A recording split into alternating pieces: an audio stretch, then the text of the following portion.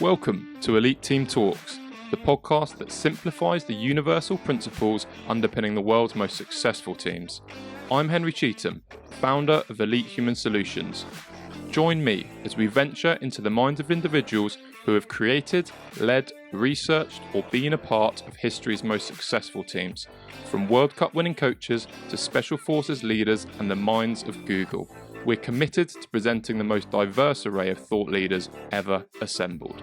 Through the stories and wisdom of our guests, we filter the noise, extract key insights, and deliver clear, actionable steps for you to build industry-leading teams and culture within your organisation.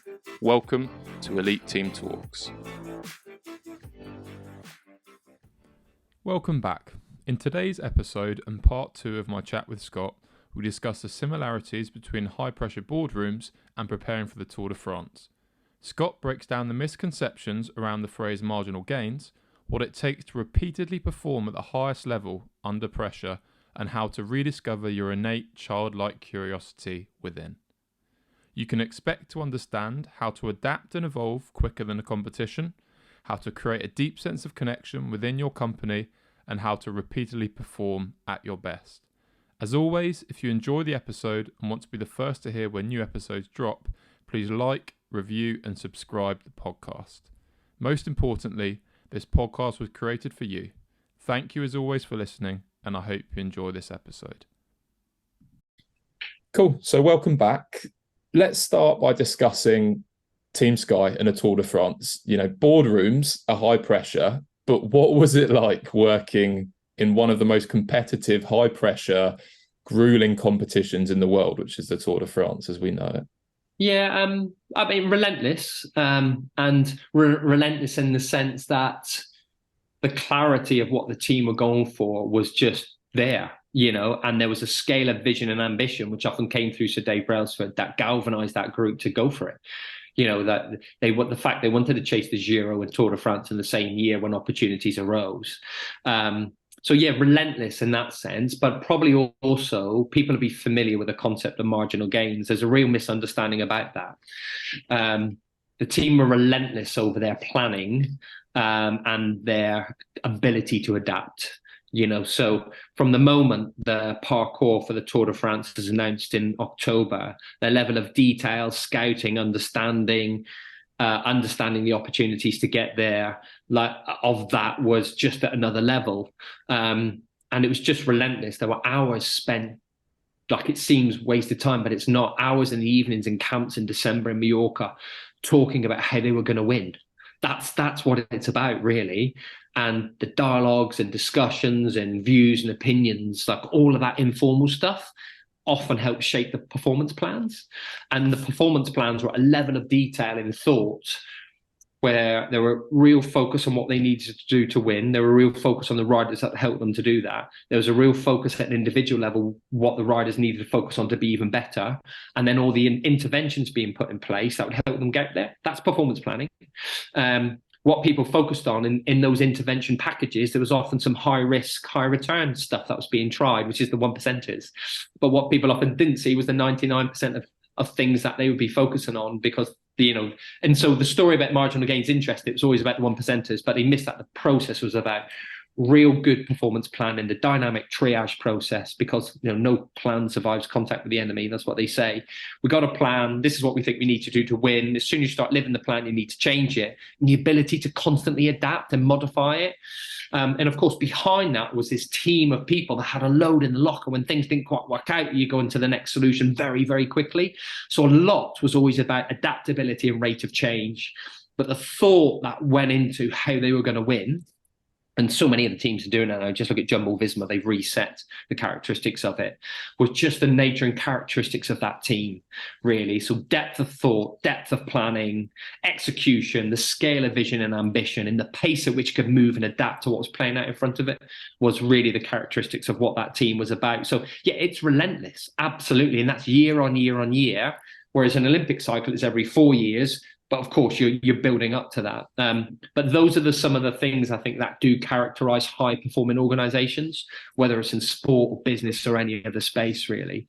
And you therefore need to create time to do that. So a real good performance planning process where you understand what it takes to win, you think about where you're at, you put plans in place, and you're constantly triaging that as it moves forward, is a real marker of how an organization constantly progresses. Oh, interesting.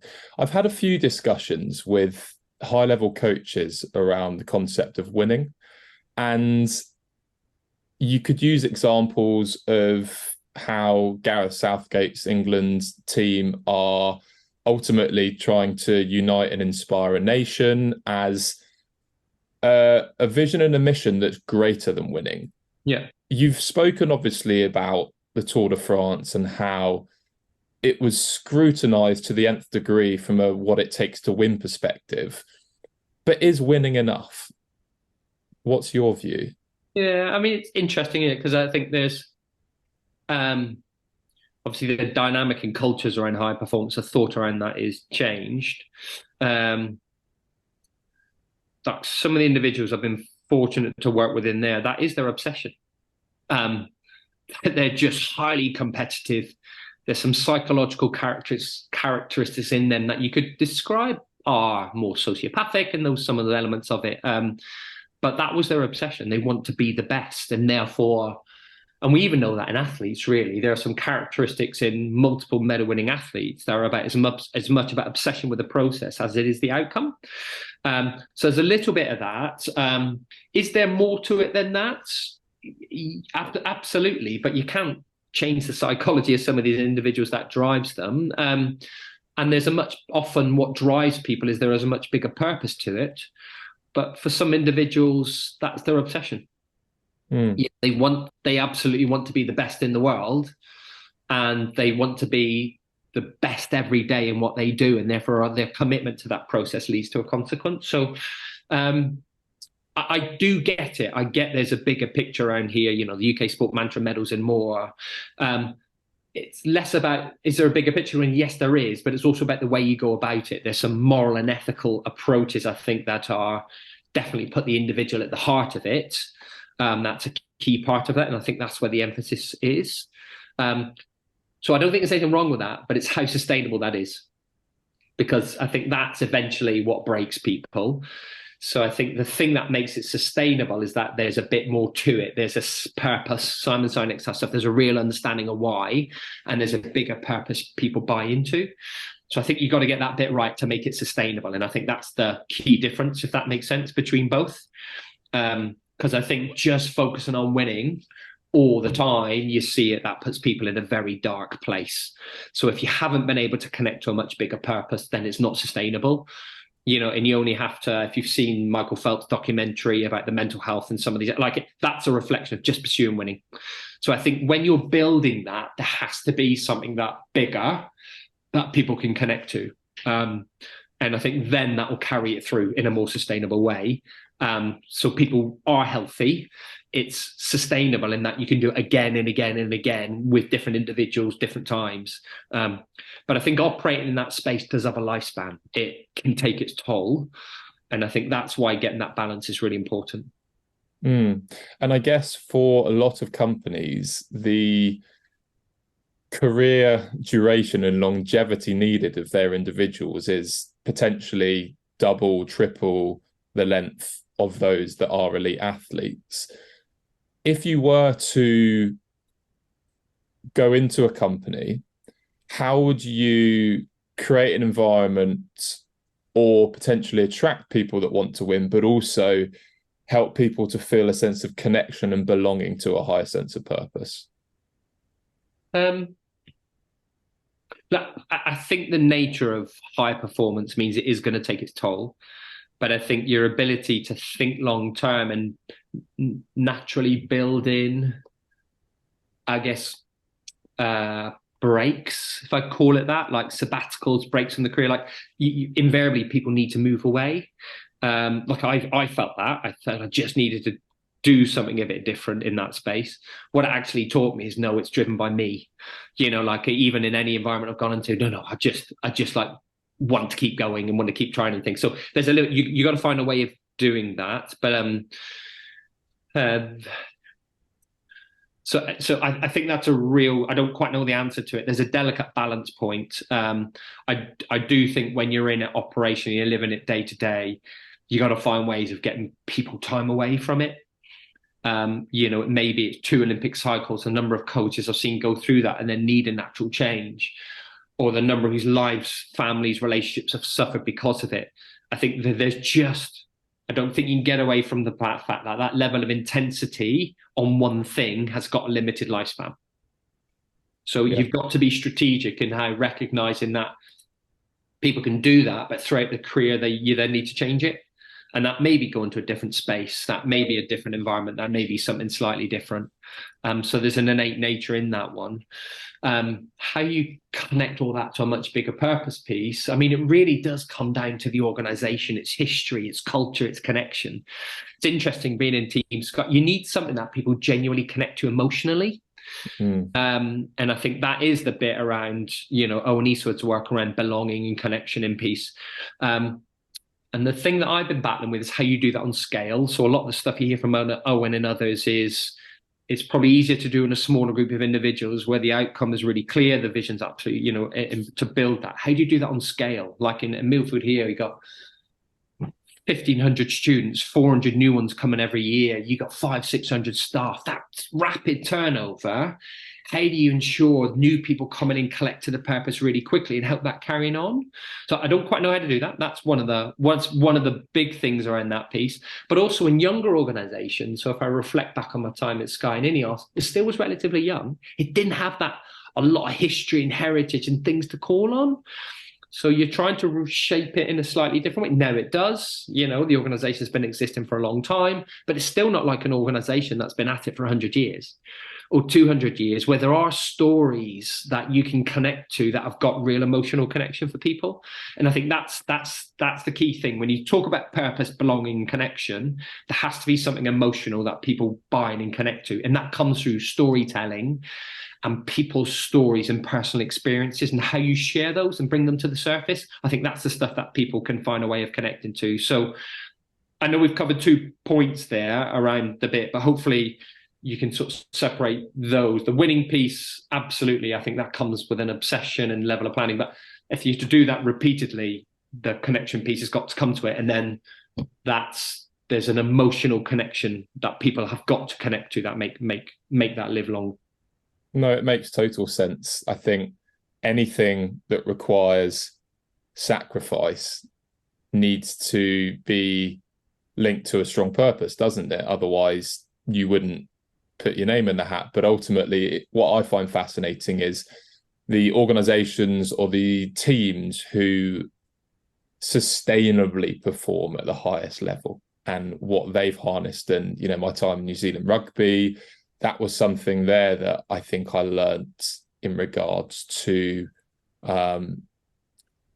maybe a healthier approach to high performance than I'd witnessed previously. And I'm sure there were lots of organizations already doing it back here in the UK and Europe, but I hadn't necessarily experienced many of them yet. And it opened my eyes to how, yes, a certain element of sacrifice is necessary, but actually it doesn't need to be this one or the other, this sort of dichotomy where you have to sacrifice your health, your family, especially if we're talking, 10, 20 years of sustainable success. Yeah. I can recall being part of huge discussions in the Olympic system around how you can offload people and others. Like there's this cycle of, if you're in the trenches, if I call it that, it's, you're sort of front line relatively to it, and how you cycle people out and others come in with some level of continuity. I get it. It's just bloody hard to do, in the sense of the resources needed to do it like that are really difficult. So you need people in the background whose sole job's to think about that and force it to happen. And it's just, I'm sure there are places that do it. I haven't seen it yet, but and people are certainly doing bits of it. But whether there's a real example of that happening, I don't know. It may be in the military, for example, where that genuinely does happen, where it's scalable to do. But if I think about it in sport, I wouldn't know. I'm sure there are, but yeah, those would be the characteristics that I'd look for. Interesting. Yeah. And moving on to your time now, obviously at Millfield, we often think of the schooling system as adults teaching children, but I'd probably argue there's a lot to be learned from children as an adult. Obviously, Yeah. that's something that would be interesting to explore. What can high performing or ambitious teams learn from children, in your view? Oh, what can high performance teams learn for children? Yeah, I guess curiosity is one, and play. So, I mean, if I just reverse just a little bit, if I think about, I think the message I'd want to just probably articulate is what I learned from coming into an education environment. It probably what it's taught me a little bit about the future of sport in some senses, because I think that will work for organisations as well. Like I never truly understood Millfield. Millfield is quite a unique place in space in some areas. It's always had a history of valuing sport and young kids' development. But we have this tendency to bundle this word around called holistic development in sport and in talent development pathways and all of those. And I never really understood it, and probably until I come to this place. So I prefer the language whole person development. But I think there are alternatives to completely immersing one person in one thing, because I think that's got limited lifespan. So we see that in talent development. You could probably see it in the workforce as well. Like, you completely immerse people into one thing, but I don't think the human body is made for that. So if there's anything I've taken away from this space is sport's highly valued. We've got young students, adolescents, 13 to 18, doing their sport a huge amount each week, 12 to 14 hours, maybe in a team sport at a young age. But the balance with their education and pastoral care is phenomenal. So it's truly like the ability to switch off from your main thing and do something else is, I think, helps people with better at their main thing. Does that make sense? So and therefore you have to value the three parts of their life here. So a child's pastoral care is so much about their friendships, their house parent, developing the social skills around their boarding house with their peers, all of those elements of it. They have their education, which is highly valued, and then their sport. So if you take those elements, like three elements of a three-legged chair, I think the ability to switch off from one, transition and go into the other helps you be better at that main thing. So I think the deliberate approach to break people's thinking from the main thing is a critical lesson I'd take into any environment. You can't just spend one time on one thing. You've got to find out. So in a work environment, if you're doing a high number of hours, yes, you have your family and your lifespan, but that and your life outside it, you have to value that. You've got to find a way of getting out from it, genuinely stopping it and focusing on that, because that will make you better at work. So it's that true whole person care is enabling them to switch off from the main thing. I sort of see it here. It's organic. I don't think it was ever deliberate in that sense, but I think that creates a better development experience for young people, and I'm sure it'll help people be more sustainable in their work-life balance. So it's around that. It's that there's got to be some elements which enable you to do that. I think that's the one thing I've just observed here that I'm thinking, God, that's so important. And we force it to happen here. And I think that's for the betterment of a young person's development experience. Interesting. Yeah, children have this innate ability to just be present, whatever they're doing. And I'm sure there's a lot of adults that conceptually understand that, but struggle given the, like we've spoken about, the often intense passion or curiosity or even just workload with their job within their team. What's your take on that? And do you think that's an individual responsibility, or do you think it's an organizational responsibility? It's always a bit of both, really. I think the organization needs to force it in some senses, really, through and that needs to be shown in the leadership of the behaviors of the leaders in some senses, really. And then the individual needs to make a decision to accept that that's being put in place for sustainability and for the health and all those things. So it's definitely a bit of both. I'm not a good example in that sense, really. And I need, but equally, there's got to be a recognition at times you are totally dialed up into one, and it's hard to do that. So you've got to plan around when these opportunities can arise, but it's a bit of both. I think the behavior of the leaders and in creating opportunities, environments that allow that to happen is really important. But then the individuals in that space need to make the decision that they are going to do that. And it needs to be then valued, and just, that's the right thing to do. Go off and do your other thing and genuinely break away from this thing that you're doing at the moment. It's easier said than done, isn't it? But my sense is as more and more people recognize that and value it, because ultimately then you're better at your main thing. It's a bit like no different to an athlete training program, is it really?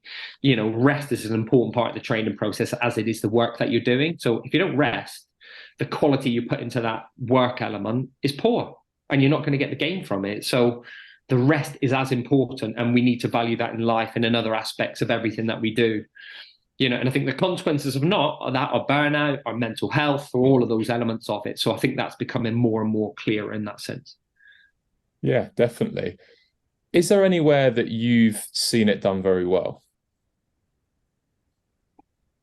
No, personally, I'm better at it because I found cycling, and I know that's my meditation space. I think, like the same with most things, people, as long as you're, I still think a lot's driven by your own internal motivations and being put into situations where you find that out. So I don't know is the honest answer.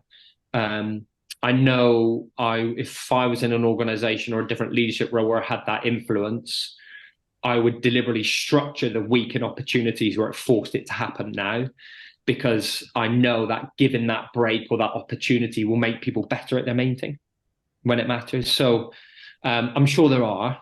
I haven't particularly seen it in a high performance sport, and even in a boarding environment, it's really difficult because we're safeguarding children and it's 24/7, and there's some of those elements of it. So I haven't got any experiences to share, but I think if I was going into a different role in a different organization, I would value that as much as the work, and I'd look at the way of structuring the week and opportunities where it did. I mean, I read things about organizations in the US and other things that people are doing, so I'm sure there are.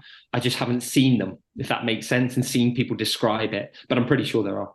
Yeah, absolutely. And the thing that I'm noticing now that I am obviously working much more in the corporate space with teams is cultures that value time or effort over output. And inevitably with that, you see these environments where people, even on an unconscious level, feel bad leaving early, even though they know it's what they need to maintain a high level of output and actually longer term produce a better product or service.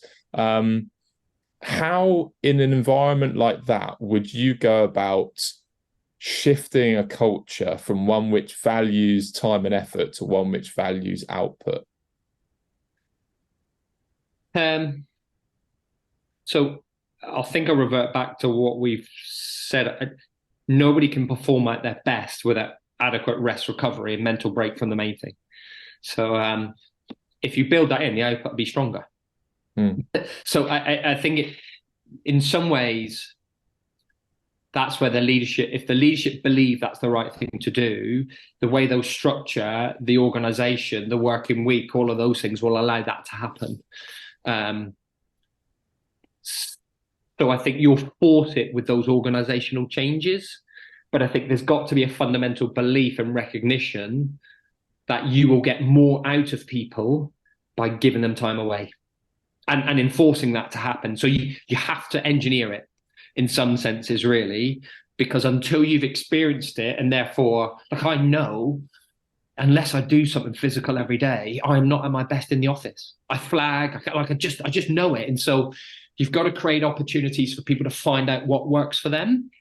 For me, it's riding my bike, a bit of yoga, like going to the gym, those types of things. Everyone needs to find the thing that enables them to be sharp when they come back into their corporate function. So you have to artificially create those opportunities where they can do that, and you value it. And if, that's it. I think that would be the start point. You then need to let it organically emerge. Like you don't know what those things are going to be for individuals. It may be time with family. It may be doing things on their own. It may be doing yoga, Pilates. It may be going for nature walks. Like there's this toolbox of things that people need to find what works for them. So I would artificially engineer it and then let it play itself out, organically play itself out. Yeah. Have the empathy to even ask people, what do you need from me? From a leadership standpoint, to continually perform at your best and in some ways role model it, really. I mean, if I was an organization where they did that and I need to get out my bike from 2 to 4 in the afternoon because it's going to make me better in the afternoon, I'm fine with people seeing that. Because then it's okay. That's okay, it's acceptable. Or, to go out for a run at lunchtime and not to be rushing lunch into doing those things. I think it needs to be role modeled for people to know that's acceptable and they know it's safe to do and I'm not going to get judged, all of those characteristics. But the leadership aspects of that from your corporate group are really important. Absolutely, yeah. Scott, it's been a fascinating chat. If you're happy, I'd like to do just a little word association game now for the viewers and listeners to hear and to finish on. If you're happy, I'll ask a word, you provide an answer, and no rush. They've got to be one word though. That's the only rule of the game. Yeah. So the first word is innovation. Creativity. Dreams. Goals. Curiosity. Exploration. Olympics. High performance. Children. Fun. Legacy. Sustainable. Brailsford. Visionary. Family. Love. Exciting. Work. And purpose. Caring. Awesome. Thank you so much. That's fantastic. There's so many things that I think the viewers and listeners will be able to take away from that. And I've really enjoyed the conversation. So thanks for your time. Awesome. Thank you very much. Well, I hope you enjoyed my conversation with Scott as we discuss what it takes to continually perform at the highest level. As always, to filter out the noise, extract the key insights and provide clear action points, I'm going to utilise our 5P framework, which is a simple mental model that breaks down the 5 universal principles all world-class teams master: purpose, people, problem, process, and proof. There were a fair few nuggets to digest in this episode, but the 3 key insights I took away were around purpose, process, and people. From a purpose standpoint, Scott spoke about how it was crucial to have a purpose that goes beyond winning for sustainable high performance. He also mentioned the importance of aligning your origin story with your mission through the power of storytelling in order to create a company which people connect with on a deeper level. In regards to the process, Scott debunked the misunderstanding surrounding marginal gains and instead revealed that 99% of their focus was on having a next level understanding of what it takes to win or succeed in a business sense, with an extremely thorough, highly adaptable plan, as no plan survives first contact. He also spoke about the necessity of creating a culture which values and consciously schedules in rest and recovery for sustained high performance, with leaders needing to role model this behaviour for others to see. In regards to the final P, people, Scott stressed the importance of teams and companies adopting a whole person approach rather than viewing your people as just employees. For this to occur, companies and individuals have a shared responsibility to identify what each individual requires to consistently perform at their best and to collaboratively create the conditions for this to occur. As a result, the action points across the 3 Ps of purpose, process, and people are as follows. From a purpose standpoint, create an aligned, clearly understood origin story, vision, mission, and values for your company. Understand each person's own version of this in relation to them, and then connect the two through the power of storytelling. From a purpose standpoint, create a deep, universal understanding of what it takes to succeed. Create a clear, highly adaptable strategy from first principles, and build a culture that values rest and recovery for sustainable high performance through your core values, daily communications, performance reviews, and modelled leadership behaviour. In regards to the people action points, Understand your people and what they need to be at their best by connecting with them on a personal level. Collaboratively create the conditions for them to then thrive, and frequently revisit this in reviews. So I hope some of these action points have resonated with you. You may be thinking, that's great, but how do I do that?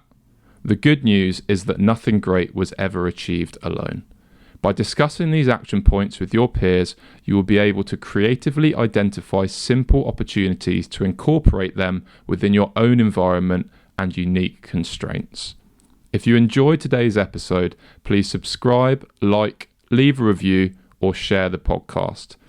In our next episode, I welcome a former colleague and UK Special Forces Sergeant Major, Gary, otherwise known as Gaz, Bamford.